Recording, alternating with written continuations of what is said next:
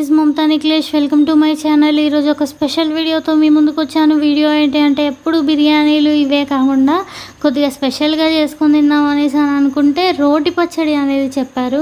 అసలు ఏందబ్బా రోటి పచ్చళ్ళు అంటే మనకి నార్మల్గా తెలుసు, కానీ ఇది మరి బెండకాయ రోటి పచ్చడి.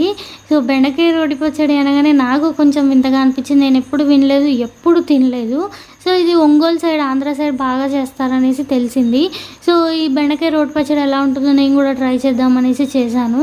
సో ఇందులో ఏమంటారు, పచ్చిమిరపకాయలు, అలాగే ఉల్లిపాయలు, కొద్దిగా నువ్వులు, ఇవన్నీ కొద్దిగా చింతపండు, ఇవన్నీ వేసి మనం రోటి పచ్చడి నార్మల్గా ఎలా చేసుకుంటామో అలాగే సేమ్ కొద్దిగా ఆయిల్లో ఫ్రై చేసి ఇలా రోట్లో వేసి దంచేసుకోవడమే. ఉప్పు అవన్నీ వేసేసుకొని సో టేస్ట్ ఎలా ఉంటుందో ఏంటో అనుకున్నాను, కానీ వేడన్నంలో వేసుకొని ఇది వేసుకొని పైనుంచి కొద్దిగా నెయ్యి వేసుకొని తింటే ఉందండి, అద్భుతంగా ఉంది. మీరు ఎప్పుడైనా ట్రై చేశారా? కామెంట్ చేయండి.